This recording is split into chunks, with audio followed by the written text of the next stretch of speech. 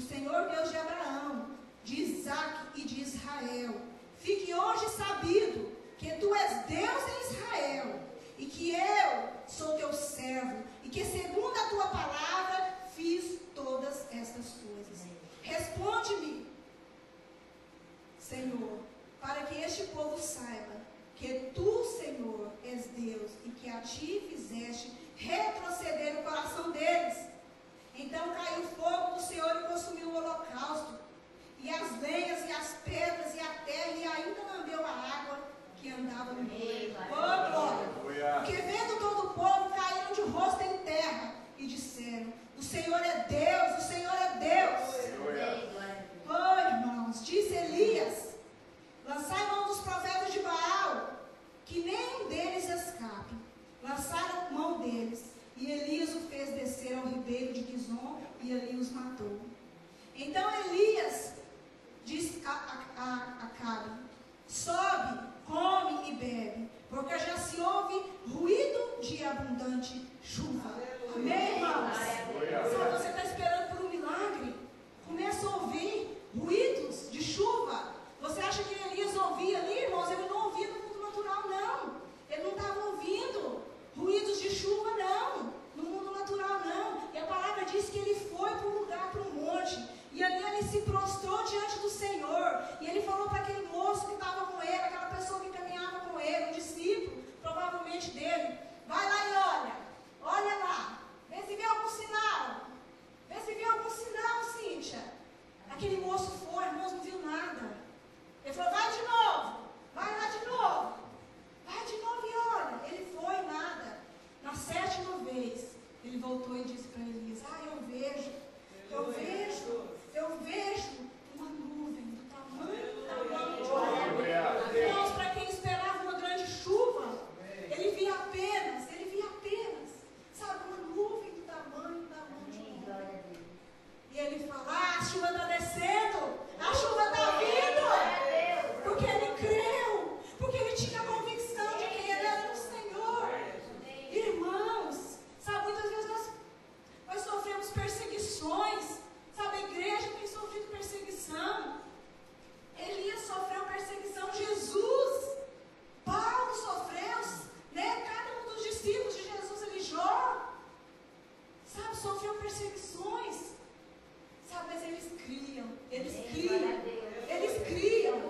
sabe, as pessoas às vezes zombam de nós, irmãos, sabe, pensamentos que passam na cabeça das pessoas que às vezes nem existe, sabe, há perseguições, sabe, mas segundo a palavra que Jó disse, eu sei que o meu Redentor vive, e por fim ele se levantará ao meu favor. A palavra diz assim que as portas do inferno não prevalecem contra você, contra a igreja é você é prédio, sabe, a Bíblia diz, olha, eu não habito, irmãos, em templo feito por mãos humanas, mas eu habito em você, nesse templo, Júnior, que é feito pelo Senhor.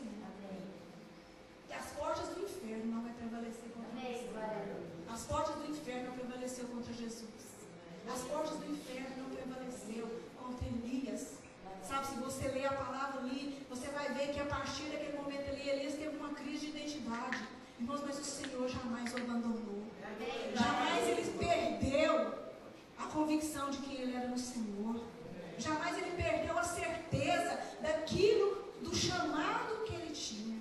Eu gosto quando Paulo diz assim, olha, eu vou correr sim, eu vou correr essa corrida nesse grande estádio, porque eu sei que a coroa da vida, oh, é o nosso Deus, Cíntia, sabe, nós sofremos sim, irmãos, tribulações, problemas, todos nós, ninguém está livre. Ontem, né, o paizinho da Jô faleceu, e nós estávamos numa campanha de oração, de manhãzinha, e eu falava para ela, Jô, olha,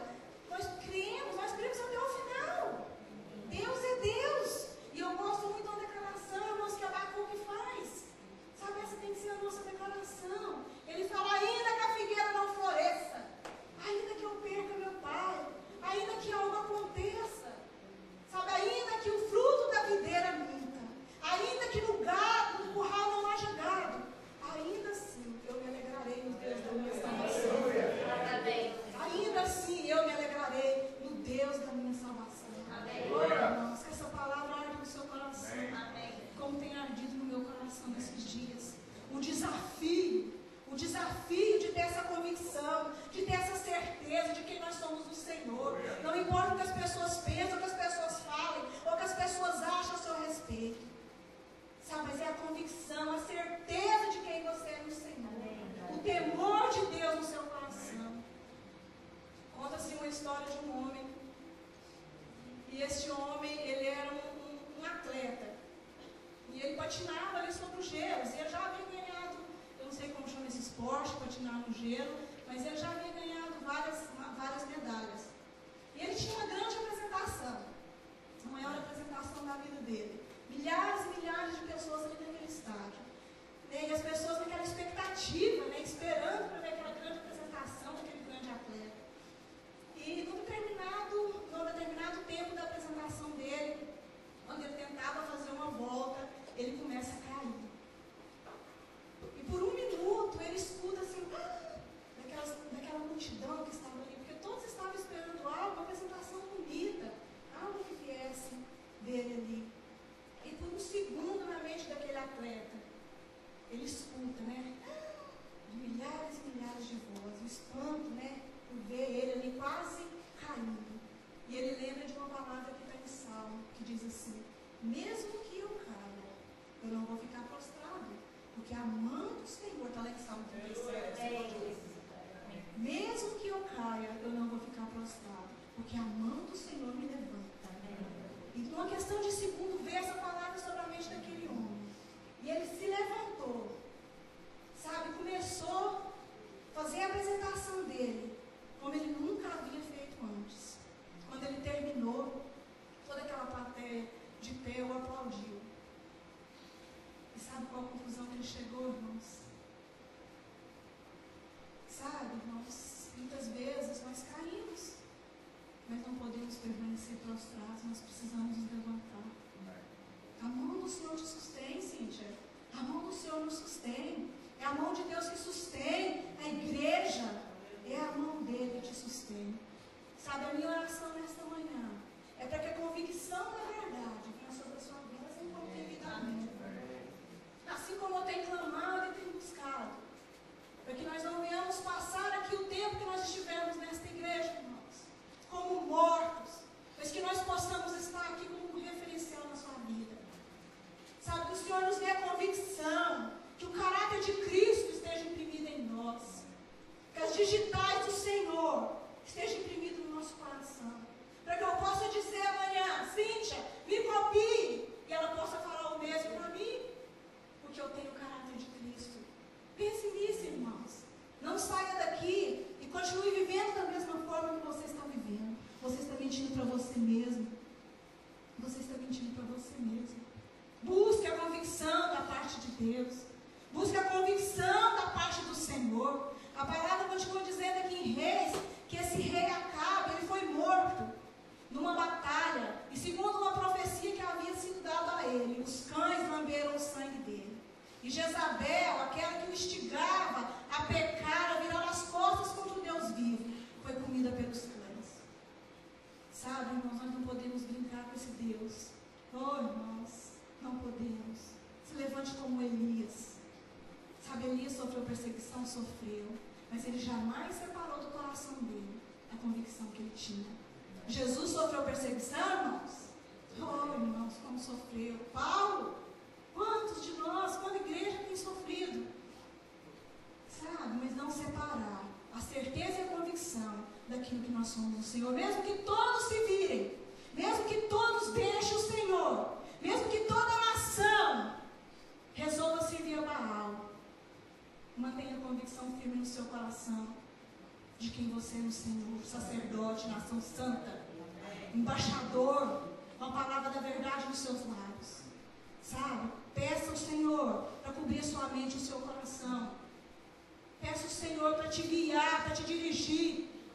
Assim como Ele deu para Elias aquela unção, aquela intrepidez para chegar diante do rei, num tempo onde ele poderia ter perdido a cabeça. Assim como aquele atleta estava ali, e ele decidiu, numa questão de segundos, que ele não ia ficar prostrado, mas que ele ia se levantar e ia continuar a apresentação dele. Assim somos nós. Que você se levante, que você continue caminhando, que você continue correndo essa corrida, para que você possa chegar no final e receber a sua recompensa. Gostaria de convidar para estar de pé. Nós vamos estar celebrando a ceia nesta manhã, irmãos. E a ceia fala do sangue que nós vamos beber e do pão que nós vamos comer. A ceia fala do sangue de Jesus derramado ali na cruz. E o pão fala da carne de Jesus, que foi partida, que foi massacrada por mim e por você. Jesus tinha convicção de quem ele era. Jesus tinha convicção de que ele era filho. E ele tinha convicção da humildade que tinha no coração dele, irmãos. Porque quando ele era confrontado, ele jamais levantou a voz, pelo contrário, ele se fez menor para mostrar o caráter do Pai nele. Ele se fez menor para mostrar o caráter do Pai que estava em primeiro lugar. Você vai estar participando da ceia.